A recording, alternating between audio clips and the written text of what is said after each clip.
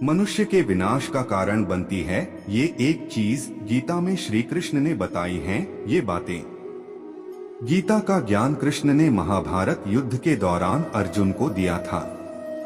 गीता की बातें मनुष्य के लिए कल्याणकारी हैं।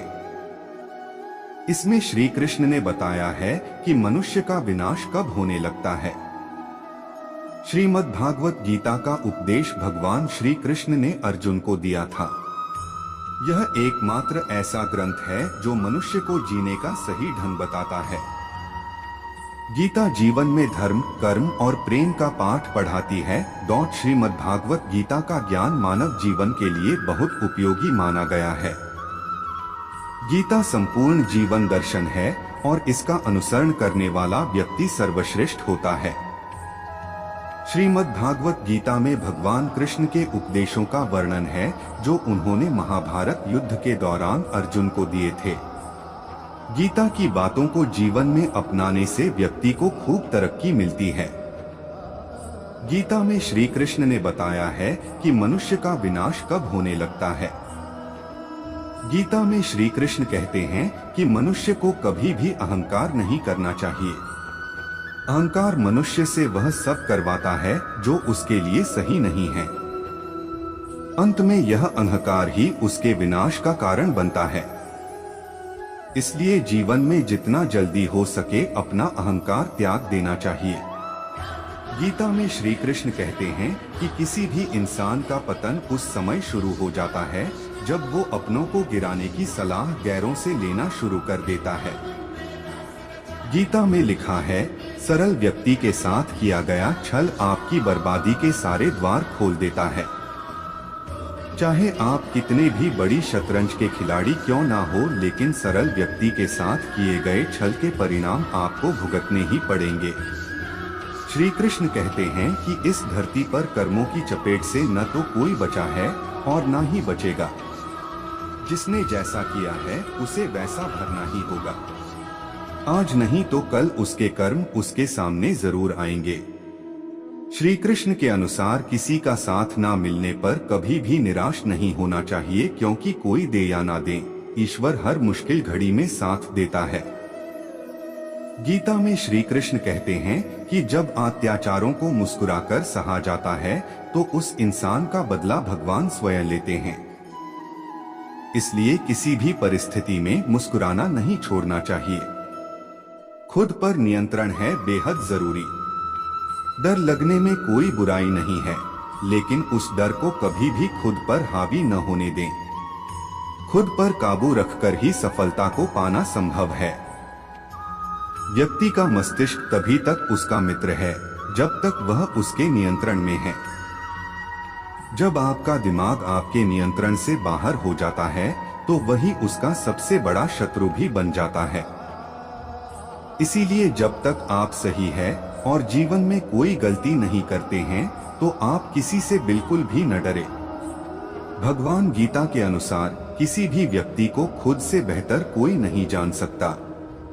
इसलिए स्वयं का आकलन करना बेहद जरूरी है।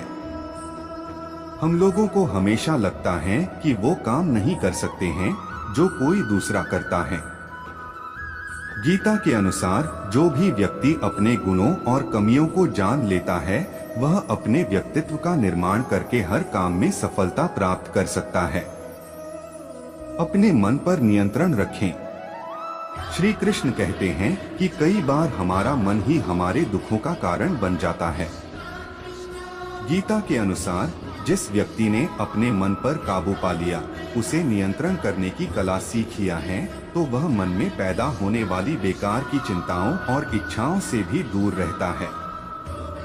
इसके साथ ही व्यक्ति को अपने लक्ष्य को भी आसानी से प्राप्त कर लेता है। अपने क्रोध पर काबू रखें। कहा जाता है मनुष्य का पतन का मुख्य कारण क्रोध ही होता है। क्रोध में कोई भी व्यक्ति खुद पर नियंत्रण खो बैठता है और आवेश में आकर गलत कार्य भी कर देता है। कभी कभी गुस्से में व्यक्ति खुद का अहित कर बैठता है। इसलिए क्रोध को खुद पर हावी नहीं होने देना चाहिए। गीता में श्री कृष्ण ने बताया है कि यदि गुस्सा आए तो स्वयं को शांत रखने का प्रयास करें। फल की इच्छा छोड़ देना चाहिए। गीता में श्री कृष्ण के उपदेश के अनुसार मनुष्य को फल की इच्छा छोड़कर कर्म पर ध्यान देना चाहिए, क्योंकि मनुष्य जैसा कर्म करता है उसे फल भी उसी के अनुरूप मिलता है। इसीलिए कर्मयोगी को कभी भी फल की चिंता नहीं करनी चाहिए। स्पष्ट नजरिया रखें। गीता के अनुसार व्यक्ति को संदेह या संशय का स्थिति में नहीं रहना चाहिए। जो लोग संशय का स्थिति में रहते हैं उनका भला नहीं हो सकता है। जीवन में स्पष्ट नजरिया होना चाहिए। किसी भी मनुष्य का लक्ष्य एकदम सीधा होना चाहिए, यानी कहें तो वो अपने लक्ष्य से भटकना नहीं चाहिए। ज्योतिष संबंधित चुनिंदा सवालों के जवाब प्रकाशित किए जाएंगे। ज्योतिष शास्त्र में कई ऐसे उपाय बताए गए हैं जिन्हें करने से जीवन की हर परेशानी दूर की जा सकती है। ये उपाय करियर, नौकरी, व्यापार, पारिवारिक कलह सहित कई अन्य कार्यों में भी सफलता दिलाते हैं। नीचे दिए गए विभिन्न समस्याओं के निवारण के लिए आप एक बार ज्योतिषीय सलाह जरूर ले सकते हैं। यदि आपकी कोई ज्योतिषीय, आध्यात्मिक या गूढ़ जिज्ञासा हो तो अपनी जन्म तिथि, जन्म समय व जन्म स्थान के साथ कम शब्दों में अपना प्रश्न। हे धनंजय, तू आसक्ति को त्याग कर तथा सिद्धि और असिद्धि में समान बुद्धि वाला होकर योग में स्थित हुआ कर्तव्य कर्मों को कर, समत्व भाव ही योग कहलाता है। दूरेण ह्यवरं कर्म बुद्धि योगात् धनंजय, बुद्धो शरण मनविच कृपनाः फलहेतवः। इस समत्व बुद्धि योग से सकाम कर्म अत्यंत ही निम्न श्रेणी का है। इसलिए हे धनंजय, तू संबुद्धि में ही रक्षा का उपाय ढूंढ, अर्थात बुद्धि योग का ही आश्रय ग्रहण कर, क्योंकि फल के हेतु बनने वाले अत्यंत दीन हैं। बुद्धियुक्तो जहातीह उभे सुकृत दुष्कृते, तस्माद्योगा युजस्व योगः कर्मसु कौशलम। संबुद्धियुक्त पुरुष पुण्य और पाप दोनों को इसी लोक में त्याग देता है, अर्थात उनसे मुक्त हो जाता है। इससे तू समत्वरूप योग में लग जा। यह समत्वरूप योग ही कर्मों में कुशलता है, अर्थात कर्म बंधन से छूटने का उपाय है। कर्मजम बुद्धियुक्ता ही फलं त्यक्त्वा मनीषिणः, जन्म बंध विनिर्मुक्ताः पदं गच्छन्ति नामयम्। क्योंकि संबुद्धि से युक्त ज्ञानी जन कर्मों से उत्पन्न होने वाले फल को त्याग कर जन्मरूप बंधन से मुक्त हो निर्विकार परम पद को प्राप्त हो जाते हैं। यदा ते मोह कलिलं बुद्धिर्व्यतितृष्यति, तदा गंतासी निर्वेदन श्रोतव्यस्य श्रुतस्य च। जिस काल में तेरी बुद्धि मोहरूप दलदल को भली भांति पार कर जाएगी, उस समय तू सुने हुए और सुनने में आने वाले इस लोक और परलोक संबंधी सभी भोगों से वैराग्य को प्राप्त हो जाएगा। श्रुति विप्रतिपन्ना ते यदा स्थास्यति निश्चला, समाधावचला बुद्धिस्तदा योगम वाप्स्यसि।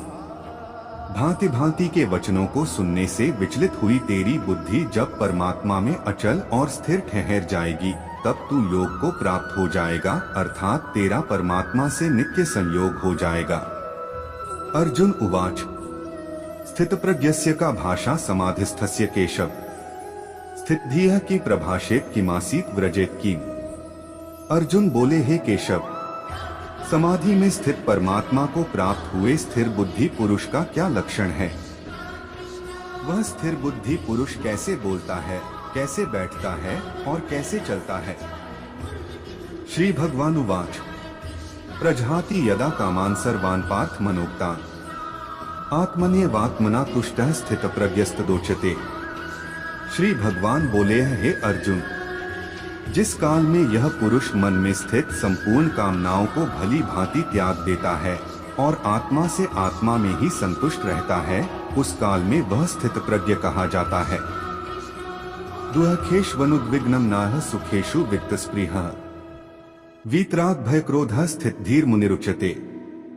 दुखों की प्राप्ति होने पर जिसके मन पर उद्वेग नहीं होता, सुखों की प्राप्ति में जो सर्वथा निःस्पृह है तथा जिसके राग, भय और क्रोध नष्ट हो गए हैं, ऐसा मुनि स्थिर बुद्धि कहा जाता है। यह सर्वत्रान्भिस्नेहस्तत्तत्प्राप्य शुभाशुभम्, नाभिनंदति न द्वेष्टि तस्य प्रज्ञा प्रतिष्ठिता। जो पुरुष सर्वत्र स्नेह रहित हुआ उसो शुभ या अशुभ वस्तु को प्राप्त होकर न प्रसन्न होता है और न द्वेष करता है, उसकी बुद्धि स्थिर है। यदा संहरते चायं कूर्मोंगनी सर्वशः इंद्रियाणींद्रियार्थेभ्यस्तस्य प्रज्ञा प्रतिष्ठिता। और जैसे कछुआ सब ओर से अपने अंगों को समेट लेता है, वैसे ही जब यह पुरुष इंद्रियों के विषयों से इंद्रियों के सब प्रकार से हटा लेता है, तब उसकी बुद्धि स्थिर है, ऐसा समझना चाहिए। विषया विनिवर्तन्ते निराहारस्य देहिनः रसवर्ज रसोप्यस्य परं दृष्ट्वा निवर्तते। इंद्रियों के द्वारा विषयों को ग्रहण न करने वाले पुरुष के भी केवल विषय तो निवृत्त हो जाते हैं, परंतु उनमें रहने वाली आसक्ति निवृत्त नहीं होती। इस स्थितप्रज्ञ पुरुष की तो आसक्ति भी परमात्मा का साक्षात्कार करके निवृत्त हो जाती है। यत्तो ह्यपि कौन्तेय पुरुषस्य विपश्चितः इंद्रियाणि प्रमाथीनि हरन्ति प्रसभं मनः। हे अर्जुन, आसक्ति का नाश न होने के कारण ये प्रमथन स्वभाव वाली इंद्रियां यत्न करते हुए बुद्धिमान पुरुष के मन को भी बलात् हर लेती हैं। तानि सर्वाणि संयमय युक्त आसीत् मत्परः वशे ही यस्येन्द्रियाणि तस्य प्रज्ञा प्रतिष्ठिता। इसलिए साधक को चाहिए कि वह उन संपूर्ण इंद्रियों को वश में करके समाहित चित्त हुआ मेरे परायण होकर ध्यान में बैठे, क्योंकि जिस पुरुष की इंद्रियां वश में होती हैं, उसी की बुद्धि स्थिर हो जाती है। ध्यायतो विषयान् पुंसः संगस्तेषु जायते संगात् संजायते कामः कामात् क्रोधोऽभिजायते। विषयों का चिंतन करने वाले पुरुष की उन विषयों में आसक्ति हो जाती है, आसक्ति से उन विषयों की कामना उत्पन्न होती है और कामना में विघ्न पड़ने से क्रोध उत्पन्न होता है। क्रोधात् भवति सम्मोहः सम्मोहात् स्मृति विभ्रमः स्मृतिभ्रंशात् बुद्धिनाशो बुद्धिनाशात् प्रणश्यति। क्रोध से अत्यंत मूढ़ भाव उत्पन्न हो जाता है, मूढ़ भाव से स्मृति में भ्रम हो जाता है, स्मृति में भ्रम हो जाने से बुद्धि अर्थात ज्ञान शक्ति का नाश हो जाता है और बुद्धि का नाश हो जाने से यह पुरुष अपनी स्थिति से गिर जाता है। रागद्वेष वियुक्तस्तु विषयानिन्द्रियश्चरन् आत्मवशैर्विधेयात्मा प्रसादमधिगच्छति। परंतु अपने अधीन किए हुए अंतःकरण वाला साधक अपने वश में की हुई रागद्वेष से रहित इंद्रियों द्वारा विषयों में विचरण करता हुआ अंतःकरण की प्रसन्नता को प्राप्त होता है। प्रसादे सर्वदुःखानां हानिरस्योपजायते प्रसन्न चेतसो ह्याशु बुद्धियः पर्यवतिष्ठते। अंतःकरण की प्रसन्नता होने पर इसके संपूर्ण दुखों का अभाव हो जाता है और उस प्रसन्न चित्त वाले कर्मयोगी की बुद्धि शीघ्र ही सब ओर से हटकर परमात्मा में ही भली भांति स्थिर हो जाती है। नास्ति बुद्धिर्युक्तस्य न चायुक्तस्य भावना न चाभाव्यतः शांतिर्शांतस्य कुतः सुखम। न जीते हुए मन और इंद्रियों वाले पुरुष में निश्चयात्मिका बुद्धि नहीं होती और उस अयुक्त मनुष्य के अंतःकरण में भावना भी नहीं होती तथा भावनाहीन मनुष्य को शांति नहीं मिलती और शांतिरहित मनुष्य को सुख कैसे मिल सकता है। इंद्रियाणा ही चरता यन् मनोनुविधीयते तदस्य हरति प्रज्ञा वायुर्नावमिवाम्भसि। क्योंकि जैसे जल में चलने वाली नाव को वायु हर लेती है, वैसे ही विषयों में विचरती हुई इंद्रियों में से मन जिस इंद्रिय के साथ रहता है, वह एक ही इंद्रिय इस अयुक्त पुरुष की बुद्धि को हर लेती है। तस्माद्यस्य महाबाहो निगृहीतानि सर्वशः इंद्रियाणीन्द्रियार्थेभ्यस्तस्य प्रज्ञा प्रतिष्ठिता। इसलिए हे महाबाहो, जिस पुरुष की इंद्रियां इंद्रियों के विषयों से सब प्रकार निग्रह की हुई हैं, उसी की बुद्धि स्थिर है। या निशा सर्वभूताना तस्या जागर्ति संयमी यस्या जागृति भूतानि सा निशा पश्यतो मुनेः। संपूर्ण प्राणियों के लिए जो रात्रि के समान है, उस नित्य ज्ञान स्वरूप परमानंद की प्राप्ति में स्थित प्रज्ञ योगी जागता है और जिस नाशवान सांसारिक सुख की प्राप्ति में सब प्राणी जागते हैं, परमात्मा के तत्व को जानने वाले मुनि के लिए वह रात्रि के समान है। आपूर्यमाणं चल प्रतिष्ठन् समुद्रमापः प्रविशन्ति यद्वत् तद्वत् कामा यं प्रविशन्ति सर्वे स शान्तिमाप्नोति न कामकामी। जैसे नाना नदियों के जल सब ओर से परिपूर्ण अचल प्रतिष्ठा वाले समुद्र में उसको विचलित न करते हुए ही समा जाते हैं, वैसे ही सब भोग जिस स्थितप्रज्ञ पुरुष में किसी प्रकार का विकार उत्पन्न किए बिना ही समा जाते हैं, वही पुरुष परम शांति को प्राप्त होता है, भोगों को चाहने वाला नहीं। विहाय कामान्यः सर्वान् पुमाश्चरति निःस्पृहः निर्ममो निरहंकारः स शांतिं धिगच्छति। जो पुरुष संपूर्ण कामनाओं को त्याग कर ममता रहित, अहंकार रहित और स्पृहा रहित हुआ विचरता है, वही शांति को प्राप्त होता है, अर्थात वह शांति को प्राप्त है। एषा ब्राह्मी स्थितियः पार्थ नैना प्राप्य विमुह्यति स्थित्वास्यामन्त कालेपि ब्रह्म निर्वाण मृच्छति। हे अर्जुन, यह ब्रह्मा को प्राप्त हुए पुरुष की स्थिति है। इसको प्राप्त होकर योगी कभी मोहित नहीं होता और अंतकाल में भी इस ब्राह्मी स्थिति में स्थित होकर ब्रह्मानंद को प्राप्त हो जाता है। तत्सदिति श्रीमद्भगवद्गीतासु उपनिषत्सु ब्रह्म विद्यायां योगशास्त्रे श्री कृष्णार्जुन संवादे सांख्य योगो नाम द्वितीयोऽध्यायः। जो कार्य में निष्क्रियता और निष्क्रियता में कार्य देखता है, वह एक बुद्धिमान व्यक्ति है। मैं धरती की मधुर सुगंध हूँ, मैं अग्नि की ऊष्मा हूँ, सभी जीवित प्राणियों का जीवन और सन्यासियों का आत्मसंयम हूँ।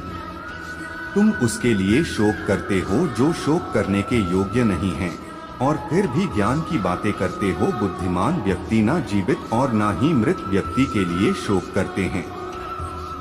कभी ऐसा समय नहीं था जब मैं, तुम या ये राजा महाराजा अस्तित्व में नहीं थे, ना ही भविष्य में कभी ऐसा होगा कि हमारा अस्तित्व समाप्त हो जाए।